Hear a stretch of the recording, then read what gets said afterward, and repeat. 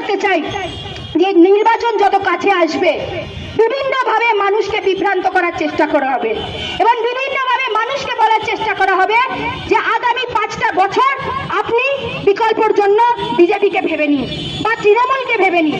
কিন্তু একটা কথা মনে রাখবেন, শুধু আগামী 5টা বছর কেমন কাটবে শুধু সেটা আমাদের কথা নয়, গত 15টা বছর কিভাবে মানুষের কেটেছে আপনাদের জীবনের অভিজ্ঞতা দিয়ে সেটা দেখার চেষ্টা করবেন।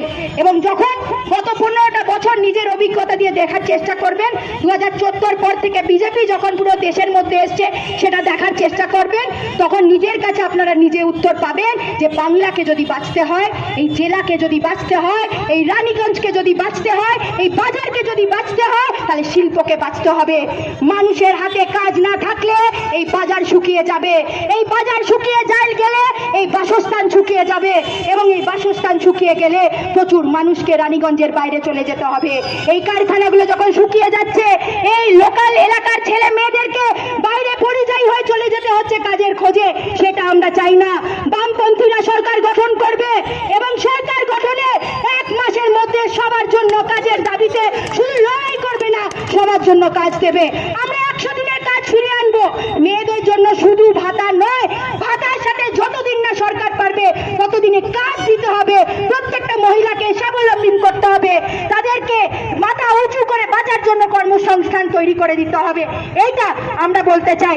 আমরা বলতে চাই যে শুধু বেসরকারি স্কুল নয়, সরকারি স্কুলগুলোতে গঠন কোয়ালিটি একাডেমিক এডুকেশন বাড়াতে হবে, সেখানে শিক্ষক আরো বাড়াতে হবে। মিড ডে মিলের যে পরিকল্পনা সেটাকে ভালো করতে হবে। কলেজে অবধি, গ্রাজুয়েশন অবধি বিনামূল্যে শিক্ষা পৌঁছতে হবে। এইগুলো আমাদের দাবি। এই দাবি নিয়ে, এই বিকল্প নিয়ে আমরা রাস্তায় নেমেছি এবং এই আশা ভরসা রাখি পুরো রাজ্যের নয়নের মনে কেউ হয়ে থাকে। রানীগঞ্জের ছাত্র যুবদের যে কষ্টের কথা যদি কেউ বুঝতে পারে, রানীগঞ্জের যারা বৃদ্ধাশ্রমে পরিণত হচ্ছে রানীগঞ্জ, সেই রানীগঞ্জের বাবা মাদের কষ্টের কথা যদি কেউ বুঝতে পারে, তাহলে তিনি হচ্ছেন নারায়ণ বাউরি আর তার দল হচ্ছে সিপিআইএম। কিন্তু বাংলার বুকে যে ঝড়, সেই ঝড়কে যদি রুখে দাঁড়াতে হয়, আমাদেরকে যারা ছাত্র যুবরা আছি, আমাদেরকে এই বুক পেতে এই ঝড়ের বিরোধিতা করতে হবে। দেখতে হবে যে গত 15 বছর ধরে পশ্চিম বাংলার মাটিতে যেরকম একটা রাজনৈতিক দল চেষ্টা করছে প্রতিনিয়ত এই রাজ্যের প্রত্যেকটা পরিকাঠামোকে ভেঙে চুরমার করে দিতে, দুর্নীতির মুখে ফেলে দিতে, সেই ঝড়ের মোকাবিলা করার জন্য আজকে রানীগঞ্জের ছাত্র যুবদেরকে লাল সালাম, ইনকলাব জিন্দাবাদ জানিয়ে আমি কিছু বক্তব্য আপনাদের সামনে রাখার চেষ্টা করব। আমরা দেখতে পেরেছি 2011-এর পর থেকে একটা ষড়যন্ত্রের মতো কাজ করেছে, যারা চেষ্টা করেছে প্রতিনিয়ত বামপন্থী শক্তিদেরকে ভেঙে চুরমার করার। 2011-এর পর থেকে আমরা দেখেছি যে তৃণমূলের সরকার যবে থেকে গঠন হয়েছে, তারা মানুষকে বিভ্রান্ত করেছে, মানুষকে ভুল বুঝিয়েছে, মানুষকে ভুল বুঝিয়ে বোঝানোর চেষ্টা করেছে যে মা মাটি মানুষের সরকারের নামে তারা শিক্ষা আনবে, সরকারের জায়গায় থেকে স্বাস্থ্য কেন্দ্র তৈরি করবে, কর্মসংস্থান আনবে। কিন্তু 15টা বছরে সেটা রানীগঞ্জের মানুষ হোক, সেটা জামুরিয়ার মানুষ হোক, সেটা দুর্গাপুরের মানুষ হোক এবং এই পুরো এলাকা জুড়ে, এই শিল্পাঞ্চল জুড়ে, এই পশ্চিম বর্ধমানের মানুষ হোক, প্রত্যেকটা মানুষ তিলে তিলে বুঝতে পারছে যে এই ষড়যন্ত্র কেমন ভয়ানক। সাধারণ মানুষের কর্মসংস্থানের জায়গা, সাধারণ মানুষের দৈনন্দিন জায়গাকে লুটপাট করে খেয়ে নিয়েছে। এই বাজার এলাকা দিয়ে যখন আমরা এসেছি, প্রচুর মানুষ হয়তো মুখ ফুটে বলতে পারছেন না, কিন্তু যখন বেকার বিরোধী দিবস আমরা আজকে পালন করছি, বহু মানুষ কিন্তু এটা মনে মনে জানেন যে তার বাড়িতে তার ছেলে মেয়ে, তার সন্তানের ভবিষ্যতের কি অবস্থা। আমরা প্রতিনিয়ত দেখতে পাচ্ছি যে মমতা ব্যানার্জির সরকার বলল যে সরকারে আসতেই 2 লক্ষ করে চাকরি হবে। আজকে দিনে দাঁড়িয়ে থেকে প্রত্যেকটা কল কারখানা এই অঞ্চলে শেষ করে ফেলা হয়েছে, একটার পর একটা ছোট মাঝারি কারখানাকে বন্ধ করে দেওয়া হচ্ছে। আমরা প্রতিনিয়ত দেখতে পেরেছি যে সরকারি স্কুল, যে সরকারি স্কুলগুলোকে ভালো পরিকাঠামো দিয়ে আরো ডেভেলপ করার দরকার ছিল, মডার্নাইজ করার দরকার ছিল। আজকের সময় অঞ্চলে গেলে সরকারি স্কুলে কেউ পড়াতে চায় না। বাবা মাদের যদি জিজ্ঞেস করা হয় যে কাছের কোন স্কুল কোয়ার্টারে পাঠাচ্ছেন, তারা বলবে যে আমরা তো জানি সরকারি স্কুলে পড়াশোনা হয় না, আর সরকারি স্কুলে পড়ানো হলে আমাদের ছেলে মেয়েদের কেরিয়ার খারাপ হয়ে যাবে, তাই জন্য মডেল স্কুল, পাবলিক স্কুলগুলোতে পাঠানো হচ্ছে। তারপরে দেখা যাচ্ছে এই মডেল স্কুল, পাবলিক স্কুল আনাচে কানাচে যেভাবে বেড়ে উঠছে, তাদের ফিজ প্রতিনিয়ত বাড়ছে, আর এরকম করে একটা শিক্ষা ব্যবস্থাকে দুর্নীতির জায়গায় ঠেলে দেওয়া হচ্ছে।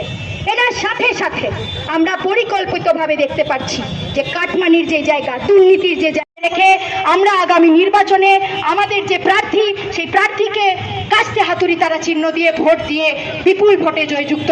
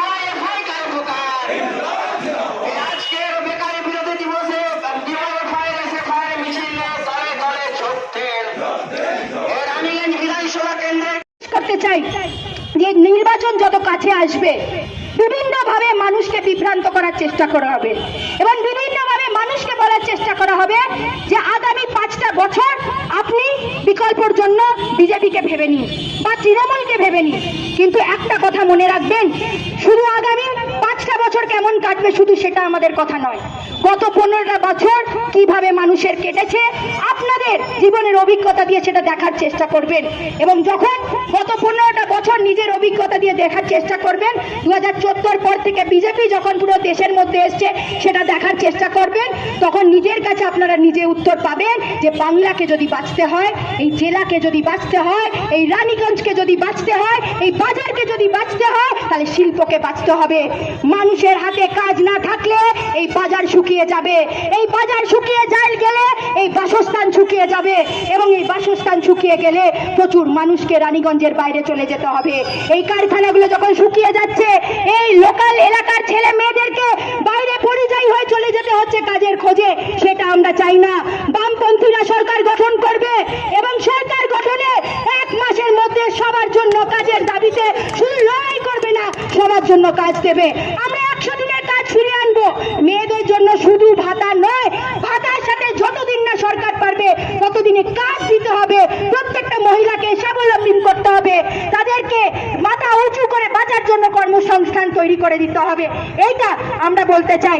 আমরা বলতে চাই যে শুধু বেসরকারি স্কুল নয়, সরকারি স্কুলগুলোতে গঠন, কোয়ালিটি একাডেমিক এডুকেশন বাড়াতে হবে, সেখানে শিক্ষক আরো বাড়াতে হবে। মিড ডে মিলের যে পরিকল্পনা সেটাকে ভালো করতে হবে।